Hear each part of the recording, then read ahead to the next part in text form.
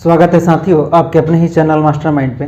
साथियों आज हम लोग पढ़ेंगे जो सीटेट का जो होगा प्रीवियस क्वेश्चन मैथमेटिक्स से ध्यानपूर्वक देखेंगे। पहला क्वेश्चन जो है कंप्यूटर में लगा दिया जाए। कहा जा रहा है इसमें कि भिन्नों की तुलना पढ़ाते समय जिसमें अंश समान है, जैसे 3/5, ध्यान दीजिएगा आप लोग, 3/5 और 3/7 की चर्चा कर रहा है। ठीक है, अब देखिए क्वेश्चन में कह रहा है कि जैसे 3/5 और 3/7 रोहित की प्रक्रिया थी, चूंकि अंश समान है। एक बच्चा है रोहित, उसके सामने रख दिया जा रहा है क्वेश्चन और कहा जा रहा है कि 3/5 और 3/7 रोहित की प्रक्रिया थी कि चूंकि अंश समान है और 7 5 से बड़ा है, अतः 3/7 3/5 से बड़ा है। और यह बताता है कि ऑप्शन दे रखा है 4। पहला ऑप्शन दे रखा है रोहित तुल्य भिन्नों की अवधारणा नहीं जानता। दूसरा, रोहित ने अच्छी तरह अभ्यास नहीं किया है। तीसरा, रोहित को भिन्नों की परिमाण की समझ नहीं है। और चौथा, रोहित अंश और हर की अवधारणा को नहीं जानता। अब देखिए कोई भी बच्चा है, छोटा बच्चा की बात हो रहा है यहाँ पे, ठीक है, तो अंश समान है, ठीक है, दोनों का अंश समान है, तो उसको लग रहा है कि नहीं ए बड़ा है, ठीक है। लेकिन इस परिस्थिति में मास्टर जो है, शिक्षक जो है विद्यालय का, उस बच्चा को भिन्न के अवधारणा के बारे में नहीं बताया है। क्या चीज करके तुलना करेंगे कि कौन छोटा होगा कौन बड़ा होगा, ठीक है। तो वही ऑप्शन के अनुसार आपको बताना है कि रोहित तुल्य भिन्नों की अवधारणा नहीं जानता, रोहित ने अच्छी तरह अभ्यास नहीं किया। तीसरा ऑप्शन है रोहित को भिन्नों की परिणाम की समझ नहीं है। और चौथा ऑप्शन है रोहित अंश और हर की अवधारणा नहीं जानता। तो क्या नहीं जानता रोहित, अब आपको बताना है क्या होगा इस क्वेश्चन का जवाब, जरा आप लोग जवाब देंगे। तो रोहित जो है तुल्य भिन्नों की अवधारणा नहीं जानता है। रोहित क्या हो जाएगा, पहला आपका आंसर हो जाएगा। क्यों कि तुलना के बारे में नहीं जानता है, कौन छोटा है कौन बड़ा है, मास्टर साहब उसको नहीं पढ़ाया है, इसलिए गलती कर रहा है। तो ऑप्शन नंबर 1 में क्या हो जाएगा, रोहित तुल्य भिन्नों की अवधारणा को नहीं जानता है। तो ये रोहित तुल्य भिन्न की अवधारणा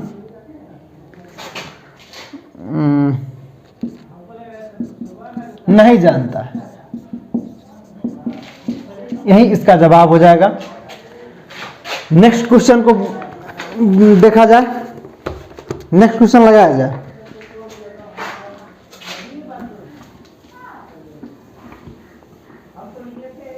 चलिए नेक्स्ट क्वेश्चन कहा जा रहा है कि माचिस की तीलियों से बने निम्नलिखित पैटर्न की जांच कीजिए।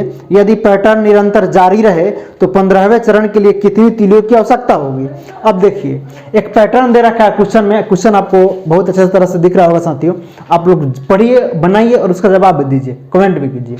कहा जा रहा है कि माचिस की तीलियां है, उसका एक चरण दे रखा है, दूसरा चरण दे रखा है और तृतीय चरण दे रखा है। तो फर्स्ट चरण में अगर देखा जाए, फर्स्ट चरण में देखा जाए तो इसमें जो है पहला चरण में कितना है, 6 गो है। द्वितीय चरण में जो है कितना है, 10 गो। तृतीय चरण में 14 ठो है। तो इसी तरह क्वेश्चन में कह रहा है मित्रों कि 15वें चरण में कितनी तीलियों की आवश्यकता पड़ेगी। इसका 15वां चरण में कितना तीलियों की आवश्यकता पड़ेगी अब आपको बताना है। तो चौथे चरण में कितना होगा बताइए, सिंपल है, बताइए आप लोग, 18। पांचवें में बताइए 22। छठे में 22 4 26। सातवें में 30 और आठवें में 34। नौवें में 38 चरण होगा। 10वें में 42। इसी तरह 11वें में 46। 12वें में 48। 13वें चरण में कितना होगा बताइए, 52।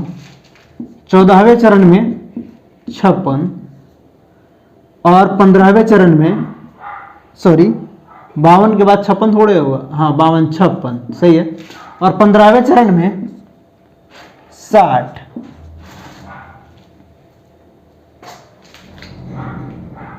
छियालीस के बाद यहाँ क्या हो रहा है, 46 के बाद यहाँ पे 50 होगा बराबर चरण में, 54 होगा, ये आपका 58 हो जाएगा, ये आपका 62 हो जाएगा।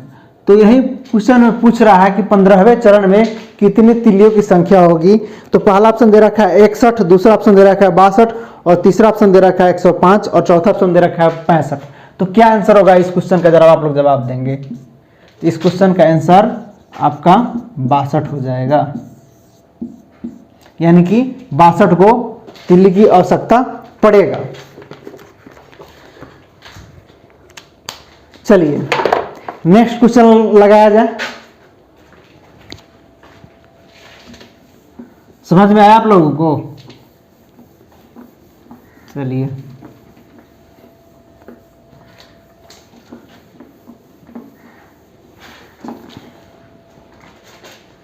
नेक्स्ट क्वेश्चन कहा जा रहा है कि भिन्नों की अवधारणा से परिचित करने के लिए डैश शिक्षक डैश डैश से शुरुआत कर सकता है। पहला ऑप्शन दे रखा है कि a बाई बी के रूप में भिन्न लिखना जिसमें b इक्वल टू नॉट 0 है। दूसरा ऑप्शन दे रखा है उनके आसपास की वस्तुओं में भिन्न की भागों की पहचान करना। और तीसरा ऑप्शन दे रखा है विभिन्न भिन्नों में अंश और हर की पहचान करना। और चौथा ऑप्शन दे रखा है संख्या रेखा पर विभिन्न भिन्न का पता लगाना। तो भैया अगर कोई भी छोटा बच्चा है तो उसको भिन्न की अवधारणा समझाने के लिए क्या करना पड़ता है, आसपास की वस्तुओं की भिन्न भागों की पहचान करना। मान लेते हैं उसको 1/2 के रूप में सिखाना है, तो कोई वस्तु लाइए उसको 1/2 के रूप में सिखाइए, ठीक है ना। 3/4 के रूप में सिखाना है तो उसी तरह आपको करना पड़ेगा, ठीक है ना। 3 गो रंगिए। तो मतलब भिन्न के वस्तु के द्वारा भिन्न की अवधारणा समझाने के लिए उसको क्या करना पड़ेगा कि आपको वस्तु के द्वारा बच्चों को समझाना पड़ेगा, वो उस तरह जल्दी सीख लेता है। इसलिए नन्हे मुन्ने बालक को बगल की आसपास की वस्तुओं के माध्यम से सिखाइएगा तो वो जल्दी सीखेगा। तो इसलिए इस क्वेश्चन का जवाब क्या हो जाएगा कि भिन्नों की अवधारणा से परिचित करने के लिए शिक्षक महोदय को क्या करना चाहिए, उनके आसपास की वस्तुओं में भिन्न भागों की पहचान कराना चाहिए बच्चों में, ताकि वे सीख जाए। अगला क्वेश्चन बहुत इंपॉर्टेंट है, जो अधिकांश जो है बच्चा को एकदम चकड़िया देता है, ध्यान रखिएगा। चलिए ये समझ गए, कोई भी बच्चा है उसको भिन्न की अवधारणा समझाने के लिए आसपास की वस्तुओं से परिचित कराएंगे तो वो जल्दी सीखेगा। नेक्स्ट क्वेश्चन कहा जा रहा है, एक फिगर दे दिया है, ध्यान देंगे साथियों बोर्ड पे। कहा जा रहा है कि क्वेश्चन आप लोगों को दिखाई दे रहा होगा कि एक फिगर दे रखा है, इसमें कहा जा रहा है कि एक इकाई का 3/4 है और है कोई इकाई है उसका 3/4 दे रखा है, ठीक है, 3/4 दे रखा है। तो 1/2 क्या होगा, 1/2 बोले तो 3/2 क्या होगा, यही पूछ रहा है आपको, ठीक है। तो मान लेते हैं जो आपका फिगर दे रखा है उसको हम लोग x मान लेते हैं, कोई इकाई है, तो उस इकाई का 3/4 बराबर क्या वो फिगर है आपका 2 ठो, तो 2 करेंगे तो x का वैल्यू क्या आ जाएगा 8/3 आएगा। तो 8/3 आएगा x का वैल्यू। तब पूछ रहा है अब हमको a निकालना है, यही ना, तो इसको मल्टीपल कर देंगे तो 8/3 गुने 3/2, इसको काटिए तो 4 आएगा। लेकिन अब 4 क्या आया कि ऐसा फिगर 4 गो होगा, यही आपका आंसर होगा। तो क्वेश्चन में कह रहा है कि क्या होगा, तो जो ऐसा फिगर दे रखा है ना आपका x जो हम माने हैं उस फिगर को, तो ऐसा आपका कितना आएगा तो 4 आएगा जो फिगर आपको दे रखा है।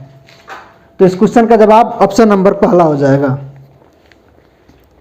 नेक्स्ट क्वेश्चन की तरफ बढ़ा जाए, समझ में आए क्या करना है। मान लेते हैं कोई फिगर दे रखा है, फिगर आपका है उसको हम लोग x मान लिए, x का 3/4, तो कितना फिगर है 2 ठो है, इसको काटेंगे तो हमारा 8/3 आएगा और इसको मल्टीपल कर देंगे, उसी का ना निकालना था। तो हमारा कितना आ जाएगा 4, यही आपका 4 फिगर होगा, पहला आपका आंसर होगा।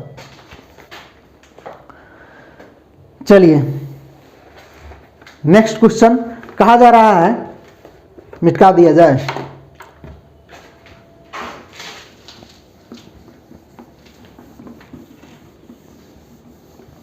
चलिए नेक्स्ट क्वेश्चन देखा जाए। कहा जा रहा है कि कोई संख्या है, वो संख्या क्या है भाई? तो संख्या है 4 9 5 3 2, यानी कि 49,532। तो कहा जा रहा है इसका सन्निकट हजारवा मान क्या होगा? अब जो है इससे सबसे नजदीक यानी कि 49,532 है, तो उसके सन्निकट हजारवा मान पूछ रहा है। ध्यान रखिएगा, पहला ऑप्शन दे रखा है 4100, दूसरा ऑप्शन दे रखा है 41,000 और दूसरा ऑप्शन 50,000 और तीसरा ऑप्शन में दे रखा है 49,000 और चौथा ऑप्शन में दे रखा है 49,500। तो आपको इसका जो है सबसे सन्निकट हजारवा मान बताना है। तो बहुत इजी क्वेश्चन है। तो सन्निकट हजारवा मान इसका क्या हो जाएगा? 50,000। इस क्वेश्चन का जवाब 50,000 हो जाएगा। नेक्स्ट क्वेश्चन कह रहा है कि कौन सी महत्तम संख्या है? समझ में आया? ये बहुत इजी है। नेक्स्ट क्वेश्चन कहा जा रहा है कि निम्नलिखित में से कौन सी महत्तम संख्या है? मैंने सबसे बड़ा संख्या पूछ रहा है। ऑप्शन के अनुसार आप लोग बनाइए। पहला ऑप्शन में दे रखा है, ऑप्शन के अनुसार बनाना है भैया इसको। रुक जाइए, चलिए पहला ऑप्शन दे रखा है क्या चीज? ब्रैकेट के अंदर 2 + 2 का होल स्क्वायर बाई 2। तो इसको पहले हम लोग तोड़ देते हैं। तो 4 का स्क्वायर कीजिएगा तो क्या हो जाएगा? कीजिए 16 का स्क्वायर कीजिएगा तो क्या होगा? 256। ठीक है। दूसरा ऑप्शन क्या दे रखा है? दूसरा ऑप्शन दे रखा है 2 + 2 + 2 का होल स्क्वायर। तो क्या हो जाएगा? 2 + 2 4 + 6 का स्क्वायर 36। तीसरा ऑप्शन क्या दे रखा है? तीसरा ऑप्शन आपका दे रखा है 4 का स्क्वायर। तो 4 का स्क्वायर क्या होगा? 16 होगा। चौथा ऑप्शन क्या दे रखा है? 2 × 2 × 2 का होल स्क्वायर। इसको निकालिए। 4 दूना 8, 8 का स्क्वायर आपका 64 आएगा। तो अब इस सबों में बताना है कि सबसे बड़ा कौन है। महत्तम का मतलब होता है बड़ा, लार्जेस्ट। तो आपको बताना है कि कौन बड़ा होगा, बताइए आप लोग। तो ऑटोमेटिक आपको लग रहा है कि पहला आपका ऑप्शन सबसे बड़ा है, यानी कि ऑप्शन नंबर 1 सही हो जाएगा। चलिए आगे बढ़ा जाए। इसको साफ किया जाए।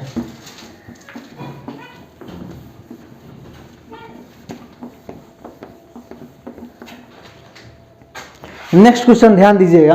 कहा जा रहा है, बहुत अच्छा क्वेश्चन है। अगर आप लोग एनसीईआरटी की पुस्तक पढ़े हैं तब ये बनेगा, आप पढ़ना जरूरी है। देखिए कहा जा रहा है कि बच्चे के पर्यावरण में जो वस्तुएं लुढ़कती या फिसलती है, उसके पर्यावरण में जो वस्तुएं लुढ़कती है या फिसलती है उन पर कक्षा में चर्चा या शुरू करो। बच्चों को उनके आकार देखने और यह समझने में कि कैसे कुछ वस्तुएं लुढ़कती है और फिसलती है सहायता करो। स्रोत जो है गणित के जादू कक्षा 2 एनसीईआरटी से लिया गया है। एनसीईआरटी की कक्षा 2 की पाठ्य पुस्तक में इस तरह की सुझाव या समझाने में शिक्षक की सहायता करता है कि अब आपको ये सुझाव समझाने में शिक्षक की क्या सहायता करता है? पहला ऑप्शन, निर्देशन से संपूरित चर्चाएं विद्यार्थियों को संकल्पनाओं को बेहतर तरीके से समझने में सहायता करती है। जी बिल्कुल। क्या होता है कि जब भी आप निर्देश कीजिएगा तो जो पूरा कक्षा होगा वो विद्यार्थियों को संकल्पनाओं को बेहतर समझाने में मदद करता है। दूसरा, चर्चाएं बहुविध परिक्षेपों में कक्षा में स्थान देती है। चर्चा करना गणित की कक्षा के लिए सर्वश्रेष्ठ युक्ति है। और चौथा ऑप्शन दे रखा है, आसपास की चीज़ों के बारे में बच्चों का ध्यान आकर्षित करना शिक्षक के लिए अनिवार्य है। लेकिन आपको ये जो जवाब देना है ऊपर टॉपिक है उसके अनुसार जवाब देना है। कहा जा रहा है कि कक्षा 2 की पाठ पुस्तक में इस तरह के सुझाव या समझने में शिक्षक की सहायता करते हैं कि काहे के लिए करते हैं भाई, तो निर्देशन से संपूर्ति चर्चाएं विद्यार्थियों को संकल्पनाओं को बेहतर समझने की सहायता करता है इसलिए। तो इस क्वेश्चन का जवाब आपका ऑप्शन नंबर 1 सही हो जाएगा। चलिए नेक्स्ट क्वेश्चन की तरफ बढ़ा जाए। ये भी बहुत इजी है, ये भी कक्षा एनसीईआरटी की पुस्तक से ही लिया गया है। नेक्स्ट क्वेश्चन लगा दिया जाए। कहा जा रहा है कि एनसीईआरटी की कक्षा 4 की गणित पाठ पुस्तक के पाठकों के इस तरह के शीर्षक है कबाड़ी वाली, भोपाल की सैर, दुनिया कुछ ऐसी दिखती है, यह परिवर्तन किया गया है, दैनिक जीवन से जोड़ते हुए उन्हें रोचक बनाने के लिए, या कबाड़ बेचने और यात्रा करने के बारे में जानने के लिए, या तीसरा ऑप्शन दे रखा है पाठों में गणितीय विषय वस्तु का अनुमान लगाने हेतु विद्यार्थियों को चुनौती देने के लिए, और चौथा ऑप्शन दे रखा है उन्हें अलग सा समझाने के लिए। तो क्या होगा इस क्वेश्चन का जवाब जरा आप लोग बताएं।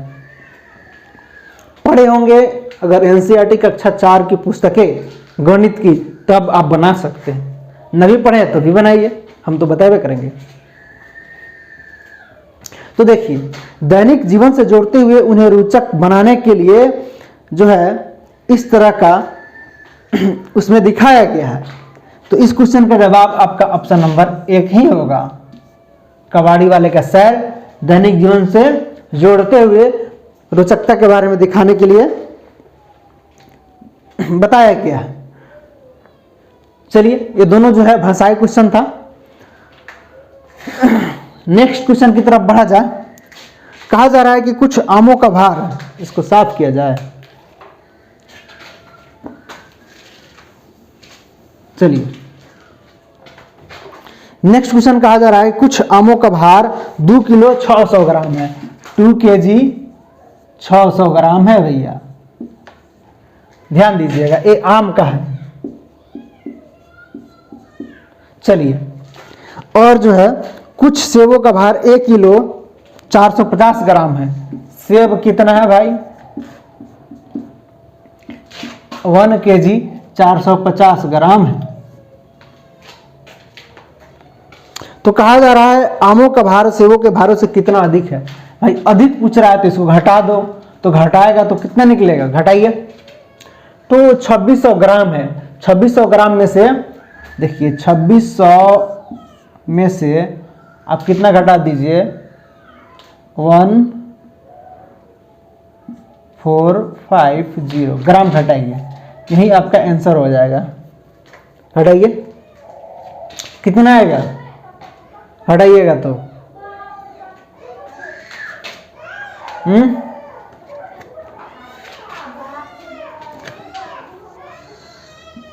1.5 माने कि 1 किलो 500 ग्राम 150 ग्राम, ठीक है ना।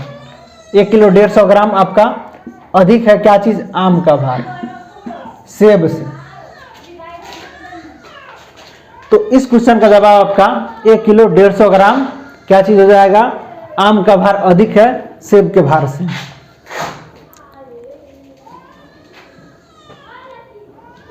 नेक्स्ट क्वेश्चन की तरफ बढ़ा जाए। क्वेश्चन नंबर 40 लगा दिया जाए कंप्यूटर महोदय। कहा जा रहा है 40 में कि गणित करने की युक्ति के रूप में सवाल हल करने में शामिल है क्रियाकलाप आधारित उपागम, अनुमान लगाना, व्यापक अभ्यास, हल पर पहुंचने के लिए संकेतों का प्रयोग। तो इस क्वेश्चन का क्या जवाब होगा जरा आप लोग बताएं।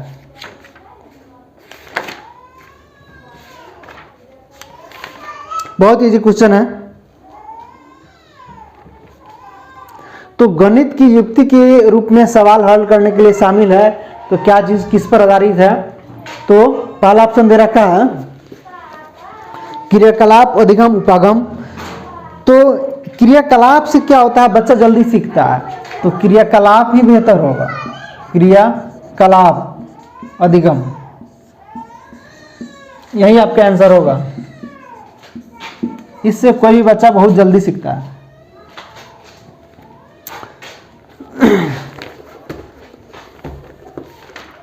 नेक्स्ट क्वेश्चन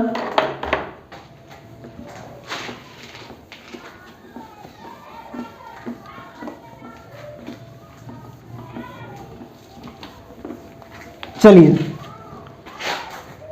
नेक्स्ट क्वेश्चन लगा दिया जाए। कहा जा रहा है कि प्राथमिक कक्षाओं में, प्राथमिक जो कक्षा है उसमें उसकी चर्चा हो रही है। कहा जा रहा है कि प्राथमिक कक्षाओं में आकार और स्थान की समझ विकसित करने के लिए किए जाने वाले निम्नलिखित कार्यों को क्रम में लगाइए। जो उसको क्रम में लगाना है आपको, पहला ऑप्शन दे रखा है 2D आकारों की भुजाओं और शीर्षों का अवलोकन करते हुए उनकी विशेषताओं का मिलान करना। दूसरा ऑप्शन दे रखा है 2D आकारों की विशेषताओं का सहज बुद्धि से वर्णन करना। तीसरा ऑप्शन दे रखा है 2D आकारों को छांटना। और चौथा ऑप्शन दे रखा है विभिन्न 2D आकारों की भुजाओं, शीर्षों और विकर्णों की गणना करते हुए उसका वर्णन करना। तब आपको किस प्रकार जो है क्रम में लगाना है, जरा आप लोग क्रम में लगा करके बताइए, बताइए इस क्वेश्चन का जवाब दीजिए। तो सबसे पहले क्या कीजिएगा आप लोग, सबसे पहले जो है उसको छांटते हैं। तो छांटना पहले हो जाएगा, आकारों को विशेषताओं का सहज बुद्धि से 2D आकारों को छांटना। इसके बाद 2D आकारों एवं भुजाओं एवं शीर्षों का अवलोकन करते हुए उनकी विशेषताओं को मिलान करेंगे। तो सी के बाद आपका ए हो जाएगा। अब जो है विभिन्न 2D आकारों की भुजाओं और शीर्षों एवं विकर्णों की गणना करते हुए उसका वर्णन करेंगे, तो डी हो जाएगा। और जो बच गया वही ना बी होगा। तो देखिए कौन ऑप्शन में है वही आपका आंसर होगा, जौन ऑप्शन में होगा वही आपका आंसर होगा। पहले क्या करना है, छांटना है। चलिए आगे बढ़ा जाए, नेक्स्ट क्वेश्चन की तरफ बढ़ा जाए। आप लोग इसको लाइक कीजिए, कमेंट कीजिए। क्वेश्चन कहा जा रहा है कि एक ऑपरेटर है, ठीक है, इसका सिंबल है, उसमें कहा जा रहा है कि 4 ऑपरेटर आपका 3 = 4 + 5 + 6 दे रखा है। वहीं आपके नेक्स्ट में कहा जा रहा है कि 5 ऑपरेटर 4 = 5 + 6 + 7 + 8 हो कर दिया है। वही जो है आगे 6 ऑपरेटर 4 में क्या कर दिया है, 6 + 7 + 8 + 9 कर दिया है, ठीक है। अब आपसे पूछ रहा है क्वेश्चन में कि n ऑपरेटर जो है 8 का मान क्या होगा, ठीक है। तो ध्यान रखना है आपको 8 तक नहीं जाना है, ठीक है ना, लेकिन +8 होना चाहिए। तो n प्लस क्या करेंगे, n + 1, ठीक है, n + 2, n + 3, n + 4, n + 5, n + 6, n + 7। देखिए तो जोड़िए तो कितना आ रहा है, 7e + 1, तो 8n हो गया, प्लस 1 2 3 3 3 6 6 4 10 10 5 15 15 और 6 आपका 21 और प्लस 7 80, यानी कि 8n + 28 इसका आंसर होगा इस वैल्यू का। तो देखिए जो ये जहां ऑप्शन में होगा वहीं आपका आंसर होगा। तो ऑप्शन नंबर आपका 4 इसका सही जवाब हो जाएगा, 8n + 28। चलिए आगे बढ़ा जाए। कहा जा रहा है नेक्स्ट क्वेश्चन में एक फिगर दे रखा है, उसमें पूछा जा रहा है कि एक शिक्षक से इस पर 1/8 निरूपण करने के लिए कहता है, निम्नलिखित में से कौन सा निरूपण गलत है, और कौन निरूपण गलत है सही है अब आपको यहाँ बताना है। तो देखिए क्वेश्चन को पढ़िए, आप लोगों को दिखाई देगा जो 8 बराबर भागों में नहीं बांटा होगा वहीं आपका गलत होगा, जो बाकी 8 बराबर भागों में बांट दिया होगा वो सही होगा। यानी कि देखिए 1/8 का मतलब क्या होगा, 1/8 किसी वस्तु को, एक वस्तु को 8 बराबर भागों में बांटना। 1/8 का मतलब क्या हुआ कि एक वस्तु है, इसको 8 बराबर भागों में बांटना है। तो जो बांट दिया होगा सही होगा, जो गलत बांटा होगा वो गलत होगा। तो वही क्वेश्चन में पूछ रहा है कि गलत को ढूंढिए। तो पहला ऑप्शन को अगर देखा जाए तो वो ऑटोमेटिक जो है गलत लग रहा है, बाकी सब सही है। तो इस क्वेश्चन का जवाब आपका पहला राइट आंसर हो जाएगा। नेक्स्ट क्वेश्चन की तरफ पढ़ा जाए। नेक्स्ट क्वेश्चन कहा जा रहा है, इसको मिटाया जाए।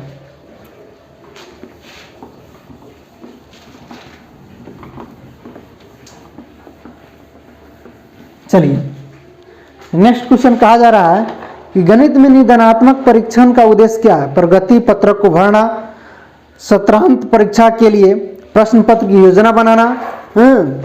दूसरा ऑप्शन, तीसरा ऑप्शन कह रहा है कि बच्चों की समझ के लिए निहित युक्तियों को जानना, और चौथा ऑप्शन है अभिभावकों की प्रतिपुष्टि देना यानी कि फीडबैक देना। गणित में निदान करना क्या होगा, अच्छा जरा ये बताना है आपको। प्रगति पत्रक को भरना निदानात्मक परीक्षण का क्या उद्देश्य है। गणित में निदान करने का क्या उद्देश्य है। प्रगति पत्रक को भर देना या सत्र के बाद परीक्षा के लिए प्रश्न पत्र की योजना बनाना, या बच्चों की समझ में निहित रिक्तियों को जानना। तो निहित रिक्तियों को जानना ही गणित में निदानात्मक का उद्देश्य है, ये नहीं कि फीडबैक देना। ठीक है, तो इस क्वेश्चन का क्या जवाब हो जाएगा, बच्चों की समझ में निहित रिक्तियों को जानना गणित में निदानात्मक परीक्षण का उद्देश्य है कि बच्चों में क्या कमी है उसको जानना। ठीक है, तो इस क्वेश्चन का जवाब आपका ऑप्शन नंबर 3 हो जाएगा, जो कि बच्चों में निहित रिक्तियों को जानने से संबंधित है। नेक्स्ट क्वेश्चन कहा जा रहा है कि एक अंक दे दिया है, ध्यान देंगे।